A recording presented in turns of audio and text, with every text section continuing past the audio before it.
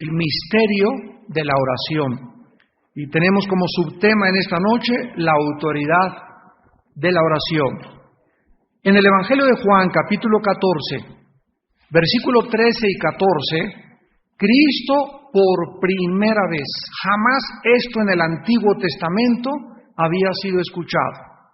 Y por primera vez Jesús hace una aseveración asombrosa. Y todo lo que pidiereis al Padre en mi nombre. Recordamos que en el Antiguo Testamento, cuando oraba el pueblo de Dios, le oraban a Yahweh, a Jehová. Pero ahora viene el Hijo de Dios y toma la autoridad de Yahweh, que depositó el Padre en él, y ahora Jesús dice, ahora yo soy el que vengo en la autoridad del Padre, y nadie va al Padre si no es a través de mí. Todo lo que pidiereis en mi nombre, lo haré para que el Padre sea glorificado en el Hijo. Si algo pidiereis en mi nombre, yo lo haré. Nos acercamos en esta noche a una área tremenda de la oración, que es la autoridad de la oración. Podemos en esta noche adelantarnos para decir, solamente aquellos que han nacido de nuevo, solamente aquellos seres humanos que han recibido y aceptado la vida de Jesús, en sus vidas son los que tienen autoridad para orar. Ya vimos en la conferencia pasada que en todas las religiones se reza y no saben ni a quién le están rezando, ni por qué están rezando, ni tienen la garantía ni la seguridad de sus rezos. Es una expresión por la eternidad que cada uno de nosotros llevamos desde que Dios nos creó. Pero cuando venimos a Cristo, comenzamos a experimentar lo que se llama la conversación con Dios, comenzamos a unirnos con Dios a través de su Espíritu, y es el Espíritu Santo que recibimos cuando invitamos a Cristo a nuestra vida, el que nos capacita, el que nos habilita, el que nos proporciona y nos da el poder para que cuando oremos podamos sacudir las puertas mismas del infierno. Vayamos al libro de Romanos, capítulo 8, y veamos esta verdad. Dice Romanos 8, versículo 26 y 27. Romanos 8, 26 y 27. Y de igual manera el Espíritu nos ayuda en nuestra debilidad. Aquí Pablo está hablándole a los cristianos, y lo primero que se nota es que nosotros, aún siendo cristianos y teniendo el Espíritu Santo y la naturaleza divina de Dios, nuestra carne sigue siendo débil.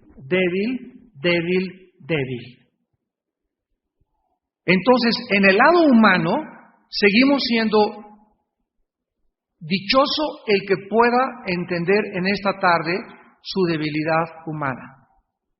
Porque tenemos este tesoro en vasos de barro para que la excelencia del poder sea de Dios y no de nosotros. Entonces Dios ha depositado un tesoro que es su Espíritu dentro de una naturaleza frágil, dentro de una naturaleza humana débil. Y somos tan débiles humanamente, yo dije dichosos los que lo puedan entender, porque si tú lo entiendes, jamás vuelves a confiar en tu humanidad, en tu carne. Porque comienzas a descubrir que solamente cerca de Dios podrás alcanzar y lograr todas las cosas que Dios quiere que hagamos. Nunca en la carne. El Espíritu nos ayuda en nuestra debilidad. ¿A qué debilidad está hablando? A nuestra debilidad humana. O sea, humanamente, el ser humano no puede orar. Tiene que haber algo sobrenatural en el ser humano que pueda capacitarlo para poder orar. ¿Por qué? Porque mi humanidad, síganme con cuidado, mi humanidad no está conectada con Dios. Es mi espíritu el que está conectado con Dios. Dios es espíritu y los que le adoran, no es en la carne que le adoran, no es en el alma que le adoran, aunque el alma esté involucrada, pero es en espíritu y en verdad. Y como antes de que fuéramos cristianos nos desconectamos por Dios, desde el nacimiento, dice, cuando el pecado llegó al huerto del Edén, el ser humano nació desconectado con Dios. Recibes a Cristo y al Espíritu Santo y nos volvemos a enchufar con Dios. Y mi comunión con Dios, mi adoración a Dios y mi conocimiento a Dios tiene que ser a través de mi espíritu, con el Espíritu de Dios trabajando dentro de mi mente. El Espíritu nos ayuda en nuestra debilidad, porque hemos de pedir, aquí lo explica, como conviene, no lo sabemos, o sea, nuestra humanidad no sabe, no conoce las cosas de Dios. Si yo conozco a Dios, repito, lo conozco en mi espíritu. Es mi espíritu el que me pone en contacto con Dios. Entonces, nunca sabemos cómo pedir. Santiago dice en el capítulo 4 que el ser humano no tiene porque no pide, y cuando pide, pide mal para gastar en sus deleites. El ser humano viene aquí, Señor, sáname mi hígado, sáname mi páncreas, hermano, ore por mi alta presión. Y esa persona que está viniendo a pedirle a Dios una oración, esa persona no vive en santidad, no vive en comunión con Dios. Viene a pedirle a Dios como si fuera el genio de la lámpara de Aladino. Y le pedimos mal a Dios. Señor, te pido que restaures mi matrimonio, y tú no estás haciendo nada por cambiar cuando tú tienes que comenzar a cambiar para que Dios sane tu matrimonio. Y así es la forma en la que el ser humano humanamente no conoce la voluntad de Dios. Esta es la razón por la cual el Espíritu Santo nos fue dado. Sigamos leyendo. Como hemos de pedir no conviene, no lo sabemos, pero el Espíritu mismo, está hablando del Espíritu de Dios, intercede por nosotros con gemidos indecibles. Yo recuerdo hace muchos años cuando oí una conferencia de un señor que dijo que esto eran las lenguas. Y aunque sabemos que existe el don de lenguas y que hay personas que tienen este don y no todos lo tenemos, estas no son lenguas, porque aquí está hablando de gemidos que no se pueden pronunciar. La palabra indecibles significa que no se pueden ni siquiera expresar. Y en segundo lugar, no está hablando del ser humano, aquí está hablando que es el espíritu el que está gimiendo indeciblemente. Comprobémoslo en el versículo siguiente. Mas el que escudriña los corazones, o sea, el Padre, sabe cuál es la intención del Espíritu, porque conforme a la voluntad de Dios intercede por los santos. ¿Quién es entonces el que le lleva a Dios lo que muchas veces en mi corazón yo no puedo expresar? El Espíritu Santo. El Espíritu Santo gime y sufre junto conmigo.